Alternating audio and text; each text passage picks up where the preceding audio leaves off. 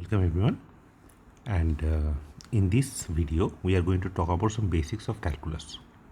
So as you know, in PD what we do is essentially we look for a problem function u, right? And so we deal with a function u which is generally defined on a domain D, right? And it is real valued function, so basically D to R. Now for this just for this part I am going to take D is a subset of R2. Okay, of course here I am doing it for R2, but the full theory whatever I am doing today, everything holds for any dimension. So n can be equals to 2, it can be 3, it can be 4, or any other dimension. Okay, so just for the basics and ease of understanding, we are just going to restrict ourselves to 2 dimensions, but you can do it for any dimension. Okay, so you have this function, let's say. So the first question we need to ask is, let's say I'm saying that this is continuous, right? Continuous, as you know, continuity is a point concept. So basically at some point, let's say x naught in D. Okay, so first thing first, we need to assume that D, this D, we will call this D as the domain of u. Okay, and it will be assumed throughout the course unless I specify that whenever we whenever we are saying domain, what it means is a open and connected set.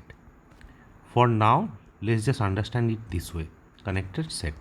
Okay, what is an open set? Open set, as you understand, is, let's say D is open if if you take a point X in D, right? Then you can put a ball. There is a some epsilon small enough, a very small enough ball, and which will be contained totally in D. Okay, so does not matter for some epsilon positive. This is what we understand by a open set. This I think you guys already know, but still. So for example, as an example, think of it like B01. Yeah, so B0n is a ball. Okay, in, let's say, R2. Yeah, because we are doing it in R2, so it's a ball in R2 with center 0 and radius 1 and radius 1. Okay, I can also write it like Bx naught, let's say R, and that will mean that the center of this ball, center is x naught and the radius is R. I hope this is clear. Okay, so that's what our notation is. Now see this ball. Okay, so if I want to put it properly in mathematical terms, what it means is essentially we are looking for x in R2. Okay, so such that the norm of x is going to be is strictly less than 1. Okay, strictly less than 1. Okay, now we will also write it like some notation B01, the closure. This is called the closure of the open unit ball. This is the unit ball. This is called the open unit ball. So B01 bar, this is called the closure of the open unit ball. Okay, and this set will be defined as the set of all those elements in R2 such that norm of x, so everything in B01 and the boundary, so it will be less than equal 1. So you understand the boundary here is just mod x equals to 1, the unit ball. Okay, okay, and of course del B01, whenever I am writing del B01, that will be set of all those x in R2 such that norm x equals to 1. Okay, and similarly for Bx naught R also you can define in a similar way, and essentially this is what, this is B01 bar minus B01. Clear? So this is just basic notation which I am going to use throughout this course, and I am just clarifying that notations here. Yes, of course any set may not be always B01, it can be Bx naught R, and in that case you do it like this. So basically, let's say let me put it as a question. So what is del B x naught R? find it. Okay, and also find this thing. What is, let's say, b x naught r, the bar of it. What is it? Okay, so write down the mathematical part of it. Okay, fine. So that is basically an example of a domain. Connected means what? Connected means, very simply speaking, you take any 2 point here and you can join it along a path which always lies inside the domain D. So let's say D, I am saying it is connected. If you take any 2 points and you can join it in with a path, the path which connect those 2 points. So there exists some path which will connect those 2 points, and the path should always be included in D. It will contain in D. Okay, right. So that's basically the domain. But generally speaking, in this course, mainly we will be defining. We will be talking about the domain D, which will look like this: AB, okay, cross CD. So this is the closed interval AB cross CD. So this is this set. Let's say this is AB, this is CD, C and D. So you have this set, okay, AB cross CD. Is it okay? Right. So essentially this set D here, so this is D bar, I will write it like this. So basically it will contain every point inside along with the boundary. Okay. So in this case, the domain, if you want to talk about the domain D, that will be open AB times open CD. Okay, so this is a open set. As you can understand, it is an open set, and of course it is connected and connected. It is very easy to see this, so please do this accordingly. It's okay, right? So now let's say that okay, so we have this ball and the domain. Okay, fine. So now we want to talk about functions, right? So let's say that given a u, okay, and let's say this is from this D, so let's call this as dr, okay, or maybe, I mean, if you want, we can just call it as an I is the rectangle. It doesn't really matter, I, R, whatever you want to call it. And similarly, let's call this as I bar. Okay, so u is defined from I to R, let's say, is a given function, is a given function. Okay, now I want to define the concept of continuity of u. Okay, so let's say we will say that, let's say x naught y naught is some point x naught y naught in I. Okay, given x naught y naught in I, u is continuous at x naught y naught. Again, you have to understand one thing is, the whole point of this particular lecture is not to give you exact definitions, theory. Okay, this is just I am assuming that you guys know all of this, and with that assumption I am just going through it. Okay, so u is continuous at the point x naught y naught if for any sequence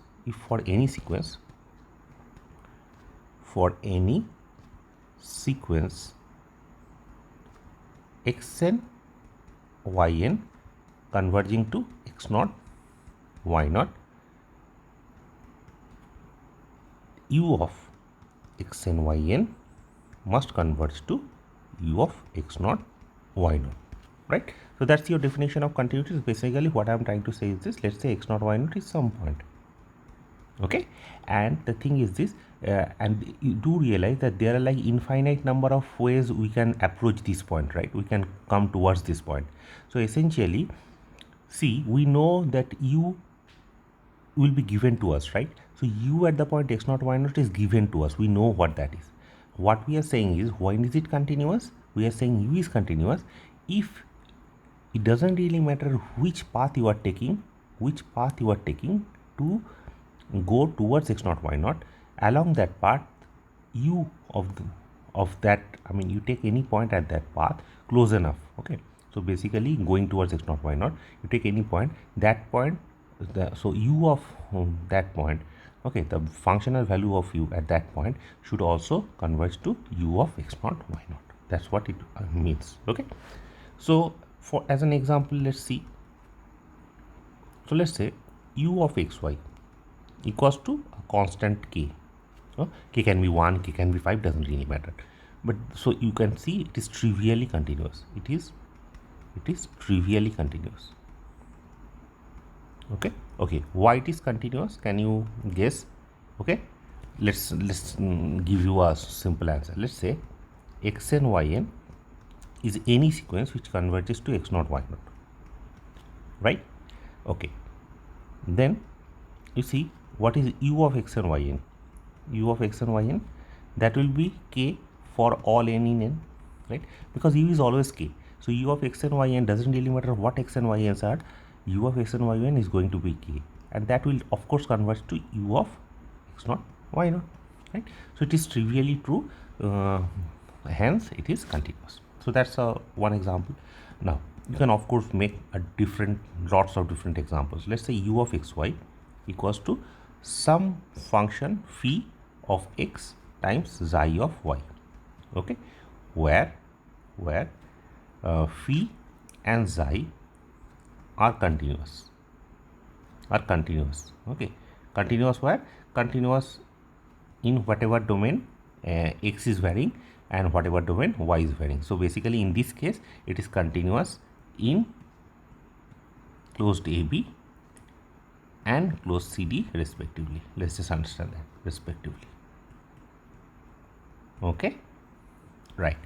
So now the question is this function continuous? You understand? So I'm defining a new function u, which is phi of x times psi of y, and phi is continuous with respect in AB and psi is continuous in CD. Now we want to see whether the whole function is continuous or not. Okay, let's just understand. Let's look at the small proof of it. See, we are given, so x0 y0 is any point, right? So let's say I want to show that it is continuous at the point x0 y0, where x0 y0 is the point. So let's say x0 y0 is some point. So start with this.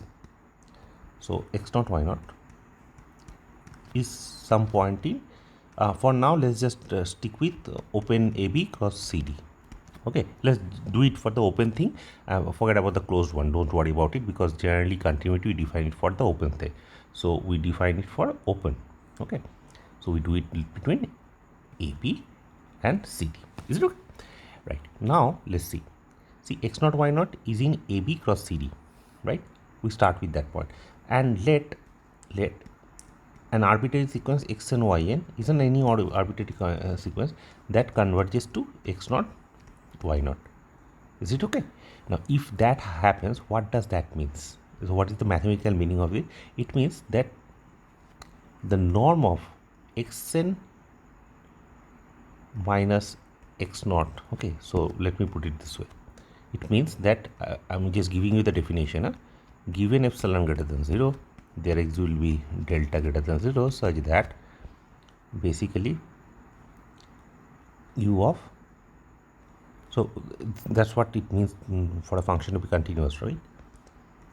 X and yn minus u of x0 y0 should be less than epsilon for all norm of x and yn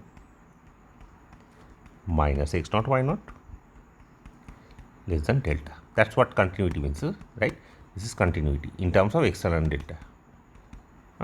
Okay, now you see what's happening is in our case, essentially, let's say there is an arbitrary sequence x and yn which converts to x0 y0. What does that mean? It means that x and yn minus x0 y0, this is less than delta, right? So essentially we have to show something like this. Let's start with this. We have to show this is less than epsilon for all x and yn minus x0 y0 less than delta. So what does that mean? It means that phi of xn psi of yn minus phi of x0 psi of x0, this we have to make it less than epsilon. Okay, notice one thing, this is just a modulus, this is the norm, because u at some point that is going to be real number, so that is just a mod. But here x and yn and x0 y0, these are vectors, so basically the difference of two vectors, you have to take the norm in R2. Okay, so I have to show this, so required to prove this is For given epsilon, I have to do it, show that the difference is sufficiently small. Okay, if I have to do something like this, see, we can write it like this: xn phi of yn minus phi of xn. We will add and subtract this thing, see, y naught plus phi of xn psi of y naught minus phi of x naught psi of x naught. We can do this, yeah. So essentially this means this. Okay, so now from the first thing, let's take phi of xn common. So we have psi of yn minus psi of y naught. Okay, plus again if you are taking common here, it becomes phi of xn minus phi of x naught. Okay, and then psi, sorry, when I made some mistakes, I think, yes, this will be y naught. Okay, right, so it is psi of y naught. I hope this is clear. Now you use triangle inequality, it becomes phi of xn, sorry, phi of xn and mod of psi of yn minus psi of y naught plus phi of x naught minus phi of xn, sorry, xn minus phi of x naught and then mod of psi of y naught. Okay, now see, the sequence converges. See, xn, we are given that xn yn minus x naught y naught is less than delta, right? Less than delta. So if that is the case, it means that xn minus x naught square plus yn minus y naught square is less than delta. Okay, so from there you can easily conclude that both xn minus x naught square is bound. So from here we can conclude that xn minus x naught, this square is less than delta, and yn minus y naught square should be less than delta, right? Very simple. So square of two numbers that is less than some delta, so each of them has to be less than delta. Okay, now if this is less than delta, so by continuity of phi you can make this very small, and again by continuity of phi you can make this very small. Okay, and what about this? This is a bounded number, right? See, xn converges to x naught. Basically xn yn, if it converges to x naught y naught, it means xn converges to x naught. See, this is what xn converges to x naught. This gives you yn converges to y naught. See, if xn converges to x naught, it means that xn sequence is bounded. This will imply xn is bounded, right? Any convergent sequence is bounded, you already know.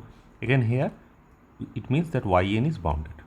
Okay, so if this is bounded, so what happens is phi of xn, this is a bounded term, and again this is also a bounded term, psi of y naught. Okay, fine. So you see, you can make this as small as possible. So basically you can make it less than epsilon. So this part I am not doing it, so please do check this yourself. Check it yourself. Okay, so make it less than epsilon. So of course epsilon will depend on delta. I hope you understood. This is a constant, and this term as xn as n tends to infinity, this converges to phi of x naught, so that is going to be a constant. This particular thing you can make as small as possible, this also you can make as small as possible. Okay, so please check it yourself. Now what is the beauty of this thing? The beauty of this thing is you can actually create a lot of different functions which are continuous in 2 dimensions. So let's say for example, if you take one function to be phi of x to be sine of x, okay, and psi of y to be, let's say, cosine of y. I'm just giving an example. Okay, now you see your u of xy. So u of xy, which is sine of x and cosine of y, is continuous, right? So you understand that this is going to happen. Okay, so and you can change this function. So phi can be exponential, psi can be some other function which is continuous, and you can also write it like this. Okay, so all of this is true. Now I have some questions for you. So check that a times, so let's say u of xy, define u of xy as some constant a times phi of x, okay, plus b times psi of y, where a and b are constants. okay, and phi and psi are continuous functions, are continuous. Okay, show that show that u is continuous. It is very easy, right? So, but you have to do it yourself. Please do it yourself. That phi is continuous. Show that. Okay. So, see, we have now a very good idea of what continuous functions are. Okay. Now, the thing is this: we need to understand what derivatives are in this case. Okay. So, let's say that concept of derivative. Now, if we want to talk about the concept of derivative, we have to start with partial derivatives. Partial derivatives. Okay. So, what are partial derivatives? You see, what is happening here is this. So, for defining partial derivative, you do not have to define a continuous function. Okay. What you need to do is this. See, we define del u del x, the partial derivative of u at the point x naught y naught with respect to x. Okay. How do you define? It is defined by the limit of h tends to 0, u of x naught plus h y naught minus u of x naught y naught by h. Okay. So, let us say if this limit exists, then we call it as a partial derivative of u with respect to x, and you know this definition, right? Again, del u del y, if you want to define at the point x naught y naught, that is really given by limit h k tends to 0, u of x naught y naught plus k minus u of x naught y naught by k. This should exist. Okay, this should exist. So essentially what we mean by this is, see, the first this expression, what does it say is this: u fix c. Essentially, let's say I want to talk about this point, right? If the derivative of u exists at this point with respect to x, so what we do is we fix the y. Okay, so we fix this line y equals to y naught. You see, this is y equals to y naught, this line. So once we fix this, the function u becomes just a function of one variable. So now, and this function only varies in the x direction, you see, and since this varies in the x direction, we can talk about the derivative of u with respect to that direction, right? Because we know what one dimensional derivative is. So we are using the same thing and we are defining this derivative with respect to x, and similarly for y. Okay. So let's look at one example, very simple example.